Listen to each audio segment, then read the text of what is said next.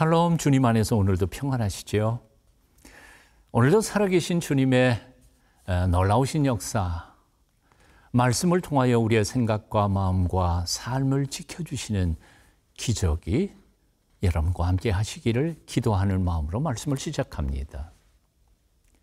현재는 CGN-TV 후원 행사 기간입니다. CGN-TV가 펼쳐가는 한계 없는 선교는 함께 하시는 여러분의 후원으로만 이루어집니다. CGN-TV가 계속해서 도전하고 미디어 선교의 지경을 넓혀갈 수 있도록 함께 동참해 주시기를 바랍니다. 두 아들을 잃은 슬픔을 겪은 지 얼마 되지 않아서 유다는 사랑하는 아내마저 잃습니다. 사랑하는 가족 중에서 셋을 한꺼번에 잃었던 유다는 심히 절망하게 됩니다. 그래서 그는 점잖은 어른 노인이면서도 분풀이를 한답시고 아마도 친구 아둘람 사람 헤라와 함께 딥나로 올라가서 그만 정욕에 못 이겨서 부끄러운 짓을 저지르고 맙니다. 망조가 들어가는 유다의 가정사, 부끄러운 모습. 오늘 본문 창세기 38장 12절에서 23절까지 함께 읽어보시겠습니다. 창세기 38장 12절에서 23절 말씀입니다. 얼마 후에 유다의 아내 수아의 딸이 죽은지라. 유다가 위로를 받은 후에 그의 친구 아둘람 사람 히라와 함께 딥나로 올라가서 자기의 양털 깎는 자에게 이르렀더니 어떤 사람이 다말에게 말하되 내 시아버지가 자기의 양털을 깎으려고 딥나에 올라왔다 한지라. 그가 그 과부의 의복을 벗고 너울로 얼굴을 가리고 몸을 휩싸고 딥나 길곁 에나임 문에 앉으니 이는 셀라가 장성함을 보았어도 자기를 그의 아내로 주지 않음으로 말미암음이라. 그가 얼굴을 가리었으므로 유다가 그를 보고 창녀로 여겨 길 곁으로 그에게 나아가 이르되 청하건대 나로 내게 들어가게 하라 하니 그의 며느리인 줄을 알지 못하였음이라. 그가 이르되 당신이 무엇을 주고 내게 들어오려느냐. 유다가 이르되 내가 내 떼에서 염소 새끼를 주리라. 그가 이르되 당신이 그것을 줄 때까지 담보물을 주겠느냐. 유다가 이르되 무슨 담보물을 내게 주랴. 그가 이르되 당신의 도장과 그 끈과 당신의 손에 있는 지팡이로 하라. 유다가 그것들을 그에게 주고 그에게로 들어갔더니 그가 유다로 말미암아 임신하였더라. 그가 일어나 떠나가서 그 너울을 벗고 과부의 의복을 도로 입으니라. 유다가 그 친구 아둘람 사람의 손에 부탁하여 염소 새끼를 보내고 그 여인의 손에서 담보물을 찾으려 하였으나 그가 그 여인을 찾지 못한지라. 그가 그곳 사람에게 물어 이르되 길곁 에나임에 있던 창녀가 어디 있느냐. 그들이 이르되 여기는 창녀가 없느니라.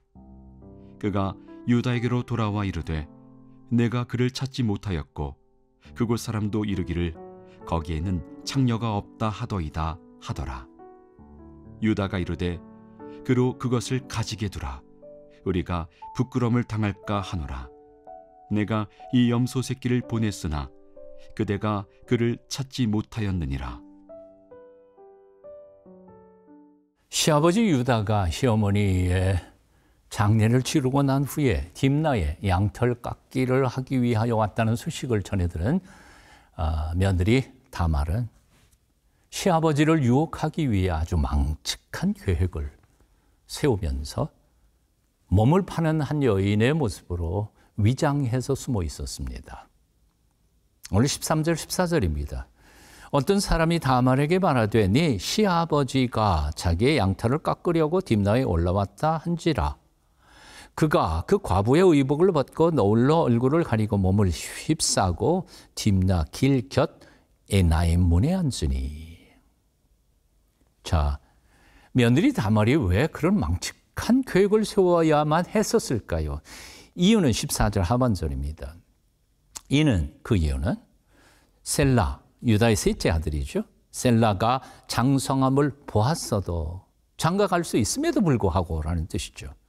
자기를 그의 아내로 주지 않았기 때문이었다라는 겁니다. 우리가 앞본문에서 이미 읽은 것처럼 사실 유다는 다말과 함께 살았던 큰 아들, 작은 아들이 죽는 것을 바라보면서 성경은 분명히 그 아들들이 여호와께 보시기에 악을 행했기 때문에 하나님께서 데려가셨다고 기록하고 있는데도 불구하고 이 유다는 저 여자, 며느리 다말이 재수없는 여자, 뭔가 애군이 낀 여자라서 아들들이 죽은 것이라고 겁을 먹기 시작한 거죠. 그 며느리에게 셋째 아들을 보냈다가 셋째 아들도 죽을까 봐 그는 아예 마음속으로 안복이 내기로 작정했던 것입니다. 잘못하면 막내 아들마저 죽을지도 모른다는 두려움 때문에 셋째 아들이 아직은 어리다는 핑계를 대면서 며느리를 친정집으로 쫓아 청산 과부가 된 게 한 것이었죠. 시아버지의 궁심을 알아챘던 이 다말은 바로 그 시아버지에게 책임을 말로 할 수도 없고 그때에는 남성 위주의 사회였으니까 법적으로도 할 수가 없었기에 그는 책임을 망측한 방법으로 묻고 있었던 것입니다. 15절부터 19절까지 읽습니다. 그가 얼굴을 가리었으므로 유다가 그를 보고 장녀로 여겨 길 곁으로 그에게 나아가 이르되 청하건대 나로 내게 들어가게 하라 하니 그의 며느리인 줄을 알지 못하였습니다. 그가 이르되 당신이 무엇을 주고 내게 들어오려느냐. 유다가 이르되 내가 내 떼에서 염소 새끼를 주리라. 그가 이르되 당신이 그것을 줄 때까지 담보물을 주겠느냐. 유다가 이르되 무슨 담보물을 내게 주랴. 그가 이르되 당신의 도장과 그 끈과 당신의 손에 있는 지팡이로 하라. 유다가 그것들을 그에게 주고 그에게로 들어갔더니 그가 유다로 말미암아 임신하였더라. 성경 속 어느 곳에서도 발견하기 어려운 참으로 망측한 일이 일어난 겁니다. 유다, 그 믿음의 가문에 전대미문에 부끄러운 일이 일어나게 된 것이죠. 형제들을 말 한마디로 설득할 수 있었던 똑똑했던 유다, 리더십이 있었던 유다. 하지만 믿음의 가문을 떠나 이방인들의 타락한 세상 속에서 어울려 살다가 보니까 그만 본능에 매이고 육체의 정욕에 빠져버리고 만 것이었습니다. 이 점에서 우리가 발견하는 게 있습니다. 탁월한 말씀씨가 가정을 행복하게 만드는 거 아닙니다. 똑똑한 머리도 아닙니다. 돈 많이 벌면 가정이 행복해지는 것도 아닙니다. 여호와 하나님, 인생의 주인이신 하나님의 말씀과 그 거룩한 뜻 위에 자기도 거룩하게 서고 자녀들도 그렇게 키워갈 때 가정은 저절로 행복해지는 줄로 믿습니다. 믿음으로 자식을 키우십시오. 나 자신들이 하나님 앞에, 자녀들 앞에 부끄럽지 않게 사십시오. 하나님의 가정을 지켜주실 것입니다.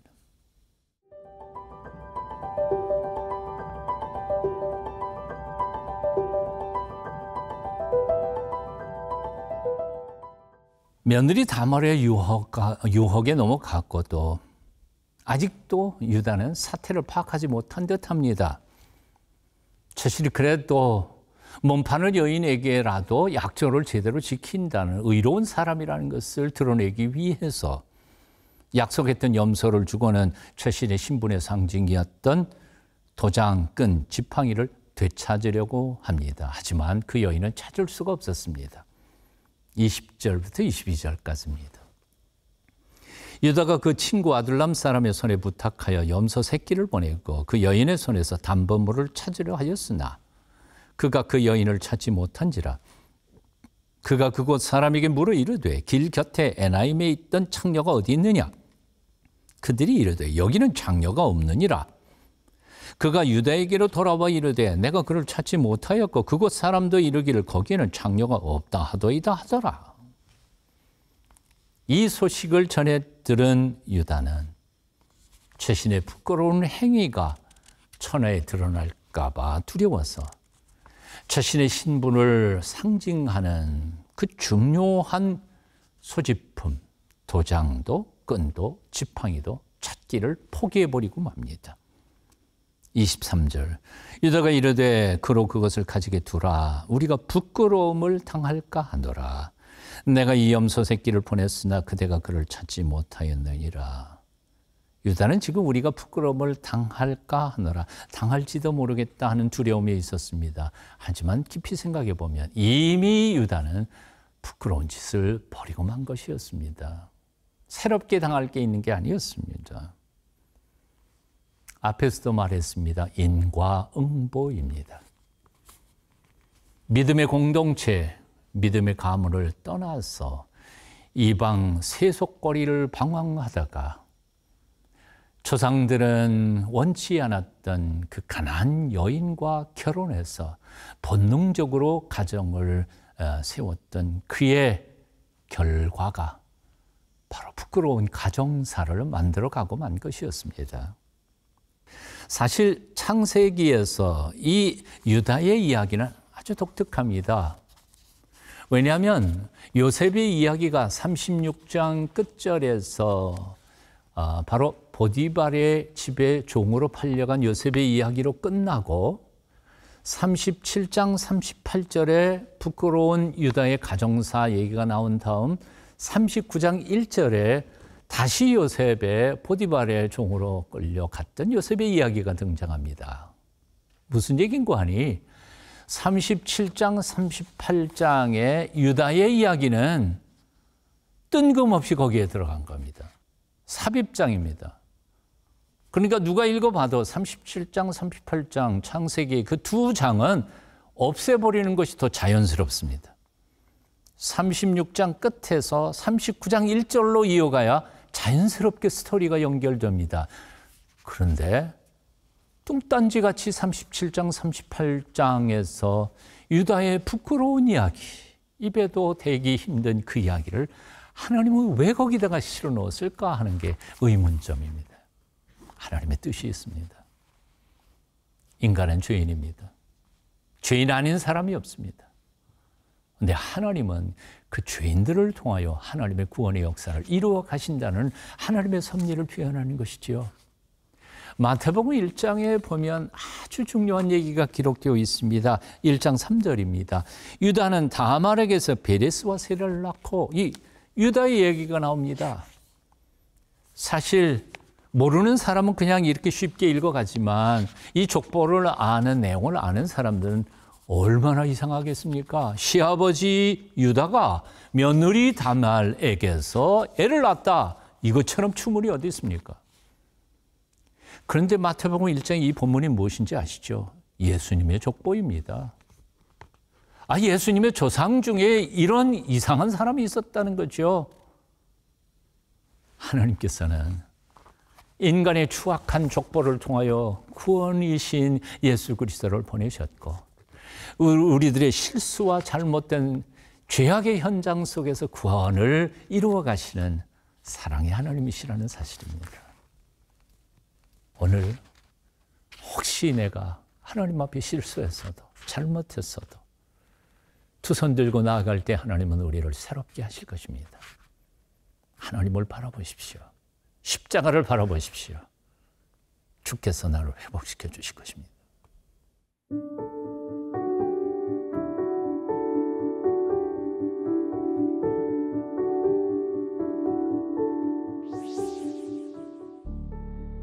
끝까지 참아주시는 하나님, 죽어마땅한 죄인들을 통하여 구원의 역사를 이루어 가시는 사랑의 주 예수님, 우리가 우리 자신이 아니라 주님만 바라보며 살게 하여 주시옵소서.